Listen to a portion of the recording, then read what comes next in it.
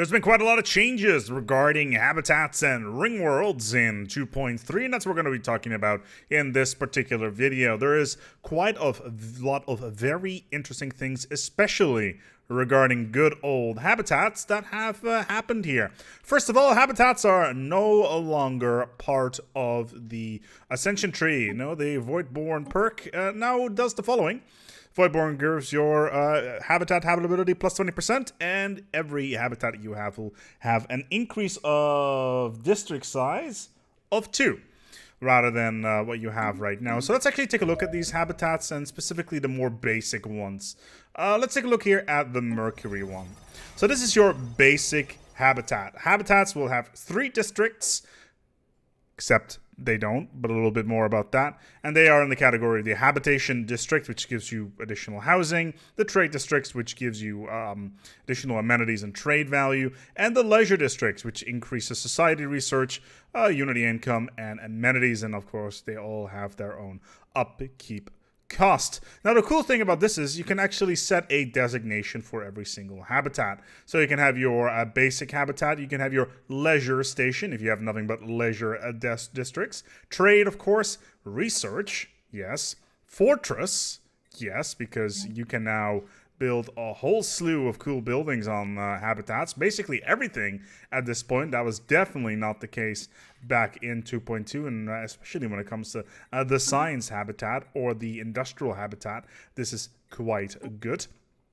Foundry, factory, and a refinery. And they all, of course, have their relevant bonuses, usually around 25% in production, which is slightly more, as far as I know, when it comes to, say, Alpha Centauri over here. I know it has the same bonus as a planet.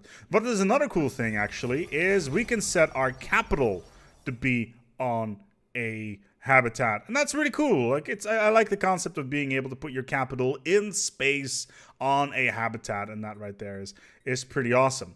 However, we're going to need to take a look at some of the more interesting habitats. You don't really want to build what I've done here in this particular case. You don't want to build a habitat on a area where we only have the opportunity to get 3 districts. You can get a 4th district. Let's take a look here at Neptune. So Neptune is a special habitat. It is a generator habitat. So that's only because, if we quickly look here, Neptune generates 3 energy in resources. That means that the habitat built over Neptune will now have the opportunity to build reactor districts. That's something that was very similar to, I believe, 1.6 or 1.7 when Utopia dropped and habitats were first introduced. And we had reactor districts back then. So yeah, you can build reactor districts, and that in combination with generator stations is actually quite good. It has a base job production of 12, upkeep of 2, and it does generate housing and technician jobs. Now, how much do these technicians generate per job? Well, right now we have a reasonable amount of technicians, and let's put it this way, a reasonable amount once you get your population going. And you can see where this is going in general. So this planet, it generates energy, therefore you can have the energy district. Let's jump over towards Mercury. Actually, this is not the right one. We want to go to Alpha Centauri B. Now, Alpha Centauri is built on a gas giant that has 2 of these engineering research points on it. Because of this, Alpha Centauri has access to the research district. The research district generates 12 of each science, and on top of that, you can turn it into a research station where the researchers have more output. This basically means that you can turn these into research habitats that crank out an enormous amount of research points pretty much around the clock. Like, let's take a look here. We currently have 9 researchers, and even then, they're already churning out almost 90 research points at a cost of consumer goods at 10, which is incredibly good. And you could just build this on a single tech resource, and then basically say, hey, I got myself a research station. So that one is pretty cool. But wait, there is more. Let's take a look here down the list. Yeah, there it is. ESAC 4. So ESAC 4 is built around a toxic world that generates 4 minerals. Is this completely and totally wasteful? Yes, it is. Because you want to build this, obviously, around a planet that only has 1 mineral on it. And, yeah. It builds these Asteroid Base. Again, something that is a holdover from the 1.6, 1.7 launch back in Utopia. Asteroid Base, they generate minerals. And obviously we can just turn this into a mining station. We get a 25% bonus and we fill up the astro mining base, etc. But wait, if you want to specialize in habitats, you can do the following. You can go to Voidborn. And you will get additional habitability on the habitats, which will increase their production value, and they will get additional districts. So if we go, for instance, back to Alpha Centauri B, you can see we now have additional districts available that we can either put into, say, habitation districts or even more of these research districts.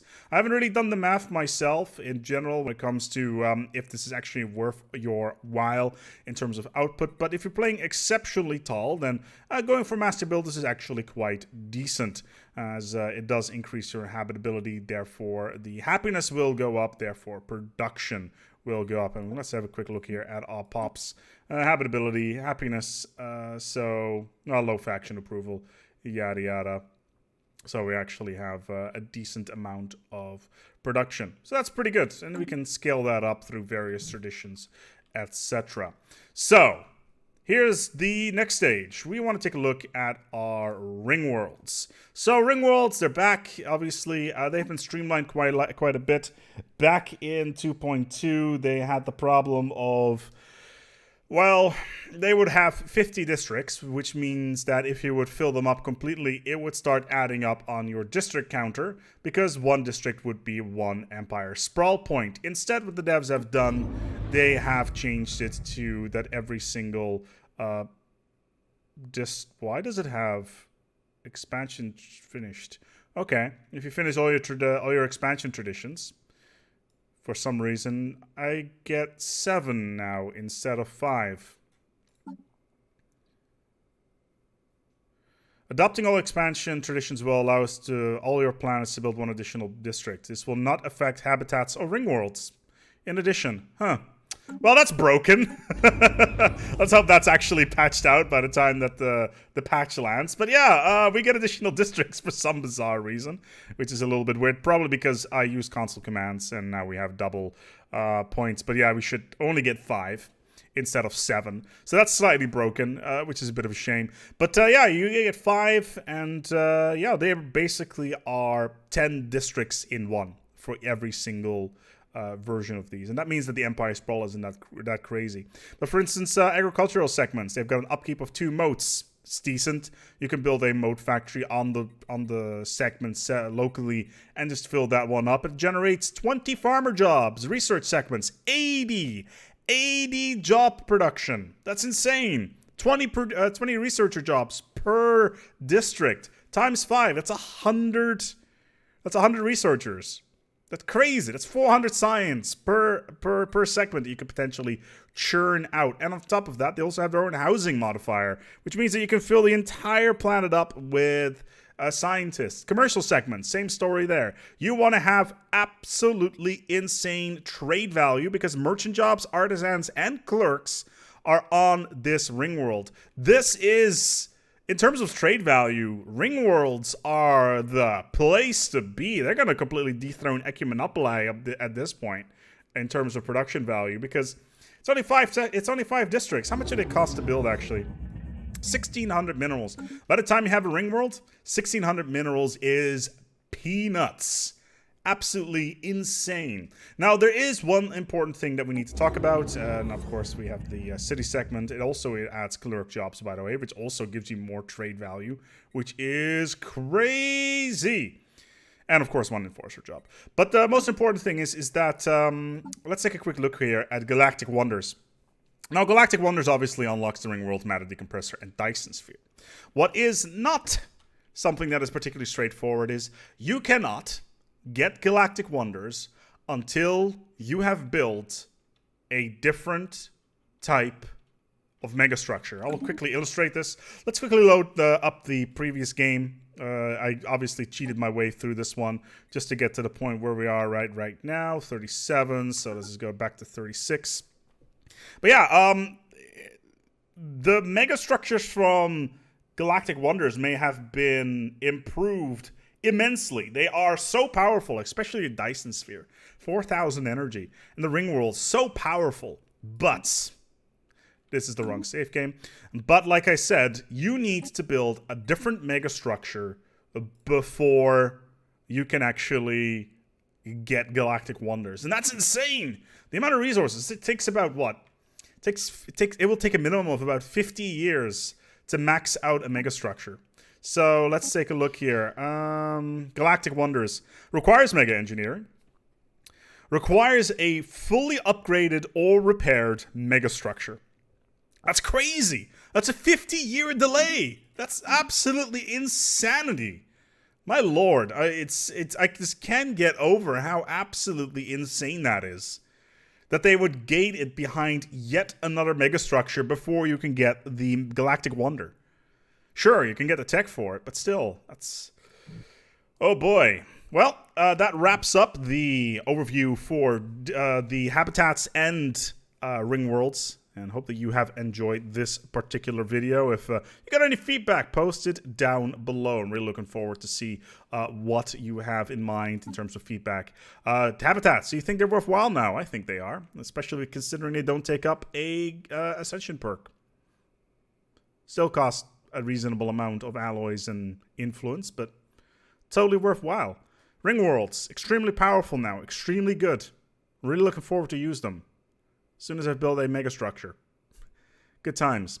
And anyway, we're going to go wrap it up here. Thank you so much for watching, and until next time, take good care of yourselves, and as always, each other.